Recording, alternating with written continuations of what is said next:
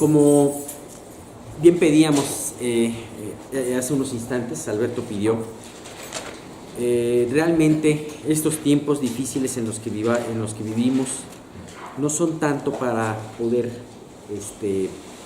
deprimirnos, sino más bien, acuérdense que nuestro Señor Jesús nos exhortó a que cuando todas las señales de los fines del tiempo estuviesen listas, estuviesen dándose, y una de esas es pues la maldad, ¿verdad?, de estar tiempos parecidos anterior al diluvio, que nosotros teníamos que erguirnos, sabiendo que el tiempo de la venida del Señor es cercano.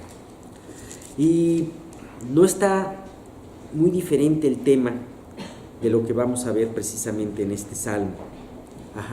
En el Salmo 74, así como vemos nosotros una ciudad, vemos una moral devastada hoy por hoy, vemos en el país y en todo el mundo, no en el país solamente, sino todo el mundo, así vemos también aquí en el Salmo, vamos a ver cómo había una ciudad destruida, un templo profanado, unos enemigos que aparentemente ya se habían enseñoreado y que eran los que regían en ese momento o en esa visión de este salmo. Este salmo es un segundo salmo de Asaf y tenemos en cuenta que este es un masquil. Ustedes se acuerdan que era un masquil, ¿verdad? Es de lo más enseñanza, ¿no? Es un salmo de enseñanza, es un salmo didáctico. Y bueno, pues pudo haber sido escrito por Asaf, pudo haber sido escrito por un descendiente de Asaf. Definitivamente en el tiempo en que vivió Asaf, todo lo que vemos en este salmo no existía, no había, inclusive ni siquiera se había construido el templo de Salomón.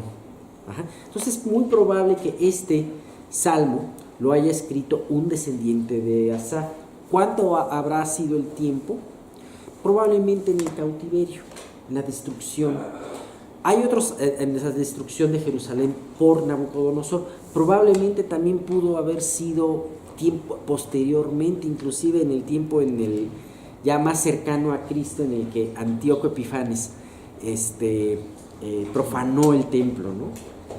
Probablemente pudo haber sido escrito antes y hubiera sido un salmo, porque se ha repetido muchas veces esta misma situación de Jerusalén destruida, destruido el templo y profanado ¿no? Entonces, ese es el masquil que nos encontramos, ¿no? Sin embargo, ¿qué es lo más importante de este salmo? Nos encontramos el testimonio de un grupo de creyentes que están pasando por una gran aflicción, y en donde, como lo estábamos diciendo, las cosas, la moral, las cosas santas de Dios han sido destruidas y el enemigo ha podido más que ellos.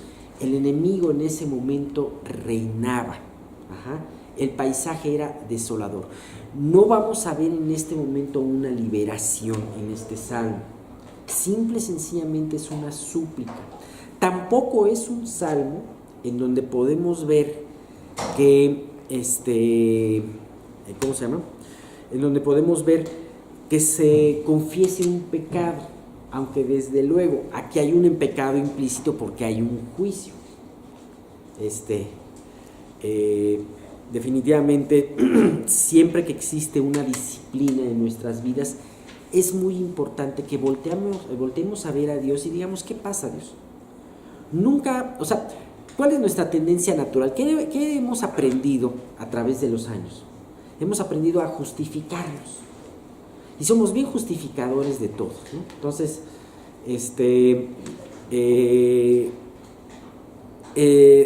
de repente venimos que viene una prueba a nuestra vida y lo último que queremos pensar nosotros, que esto viene por culpa nuestra, o que viene por algo que no hemos entregado, por algo que estamos teniendo en una situación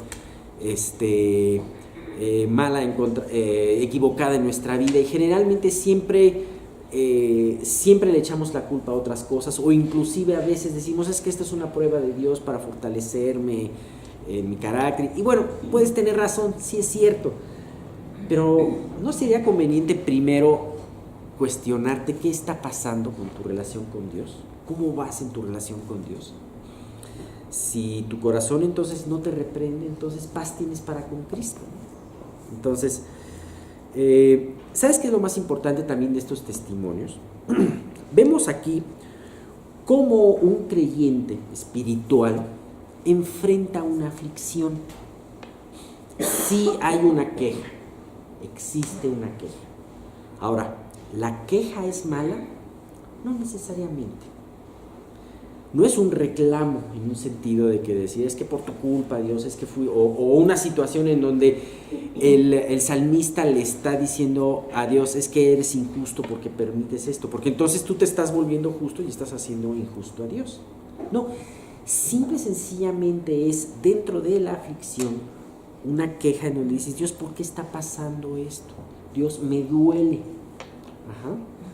Y esto es algo que sí se puede hacer, pero en una medida espiritual, en una medida correcta. Vamos a aprender varias cosas importantes de esta lección en este salmo. Sí te puedes quejar, pero hay que aprender cómo quejarse delante de Dios, ¿no? ¿Y sabes qué es lo más importante? Que a través de esta súplica y a través de la fe que se puede crecer en estas súplicas, tú vas a ser un testimonio para otras personas, tanto incrédulos como creyentes. Ajá. Entonces, sí es una queja, pero no es un reclamo haciendo a Dios injusto y a ti justo. Sí, estás cansado, aparentemente con las manos caídas, pero tampoco estás vencido porque puedes poner tus ojos en Dios. Sí, no es una cosa que desalienta. Hay testimonios de cristianos o de personas que se llaman cristianos que no quieres escuchar porque te afligen, y porque dices, híjole, caray, realmente a nada más falta que se salga y le caiga una piedra del dintel de la puerta, ¿no? Pero, o sea, ¿cómo estamos hablando nosotros de nuestra vida, ¿no? Sí es importante hablar de nuestras aflicciones, es importante ponérselas delante de Dios, pero también es importante ver en estas aflicciones quién es Dios y quién eres tú para Dios. Hay algo muy importante que vamos a ver desde el versículo 1. Y quiero que ustedes se lo graben muy bien en su cabeza. Somos ovejas de tu prado. Ese es algo muy importante. Ajá. Y en base a eso podemos entender que a pesar de esa aflicción, el creyente seguía teniendo paz. Bien, el creyente seguía teniendo paz. Este salmo lo vamos a dividir en dos partes. La primera parte del capítulo 1 al capítulo 11, ciertamente el salmista declara las aflicciones del pueblo de Dios, y también el menosprecio o el desprecio de las naciones para con ellos. Bueno, le dice cuáles son las aflicciones. Y en el Salmo, y a partir del versículo 12 hasta el 23, fíjate, algo muy importante, el autor trae a la memoria los hechos poderosos de Dios en el pasado, tanto en la creación como en su mismo pueblo. Sí, el mismo Dios que aparentemente los había abandonado es el Dios que los protegió contra Egipto. Y qué importante es saber esto en nuestras pruebas. El Dios que aparentemente el día de hoy podría pensar que está abandonando a ti o a tu familia, es el mismo Dios que te ha librado un sinfín de ocasiones. Y además, el recordar estos hechos poderosos de Dios nos lleva a poder orar a pesar de la aflicción con más fervor, con más fe, porque nosotros podemos orar con desesperanza. No sé si hay veces que has sentido que tu oración como que no pasa del techo, porque estás muy metido en tu problema. Si tienes un problema, tienes una aflicción, si estás aparentemente acudiendo y haciendo lo mejor que puedes hacer, acudiendo a Dios, pero ¿qué es lo que pasa? Que te metes en sí mismas en tu problema y hasta se te olvida que tú sigues siendo oveja de Dios, ¿no? Entonces, es algo muy importante. Y además hay algo muy importante. en la última parte del Salmo, David pone, David, Asaf o alguno de sus descendientes, hace que su causa sea la de Dios. O sea, Dios te están blasfemando, están blasfemando tu nombre, o sea, ¿cómo dicen? No te olvides del vocerío de tus adversarios, del tumulto de los que se levantan contra ti, que sube continuamente. O sea, están diciendo, Dios, ok, aunque muchas de las situaciones puede ser por algún pecado que haya yo tenido, pero también, Dios, estos que son mis enemigos, son tus enemigos. Y entonces, eso ayuda mucho a descargar tu corazón, tu aflicción, sabiendo que si son los enemigos de Dios, Dios va a luchar tus batallas, ¿no? Y si tú eres oveja de su prado, bueno, pues Él te va a defender, Él es tu pastor, ¿no? Bien, vamos a ver el versículo 1 y nos vamos a quedar con este versículo. Carlos, ¿quieres leerlo, por favor? Sí, ¿por qué, oh Dios, nos has desechado para siempre? ¿Por qué se ha encendido tu furor contra las ovejas de tu prado?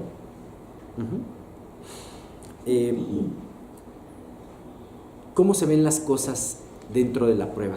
Fíjate, una situación aquí.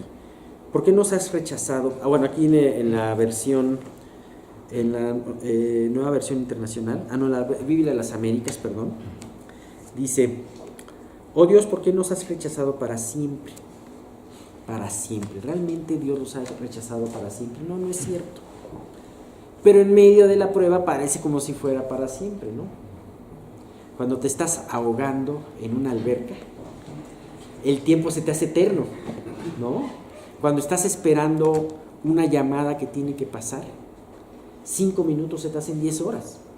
Cuando estás en medio de la prueba, ese tiempo se te hace largo, tardado. Y dice también, ¿por qué se enciende tu ira contra las ovejas de tu prado? Fíjate, el salmista alcanza a ver la ira de Dios, el enojo de Dios, que bien sí puede existir, porque claro, Dios se va a enojar cuando pecamos. Claro, cuando le fallamos a Él, Él se enoja, se indigna, pero no alcanza a ver Dios, no alcanza a ver el salmista la misericordia de Dios, el cuidado de Dios en toda su intensidad. Cuando tú disciplinas a un hijo, ¿qué piensa el hijo de ti? Que tú eres el papá o la mamá más mala del mundo, ¿no? Eso es lo que piensas. Y yo lo pensé también, muchas veces lo pensé con mi papá y con mi mamá, pensé que eran los papás más malos del mundo, ¿no? Pero no te das cuenta que lo que están haciendo, o lo que ya sea disciplinándote o restringiéndote algo, es por un cuidado y un amor para tu vida, porque ellos ven más allá que tú. Bueno, así de la misma manera, Dios está viendo más allá. Sin embargo, hay algo muy importante aquí.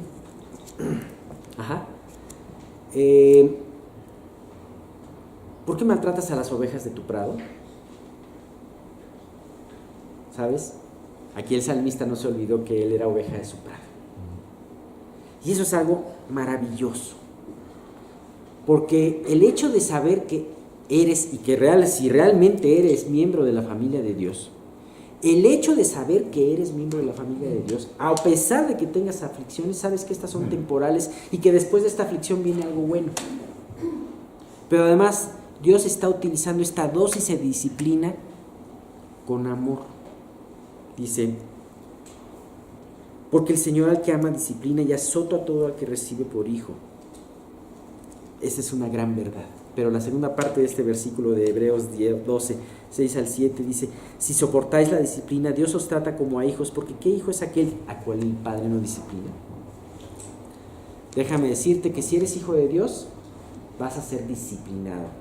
Y si eres disciplinado, bueno, pues sí, entristécete, pero alégrate, porque Dios está tomando el cuidado de tratar con tu vida para que puedas tener fruto.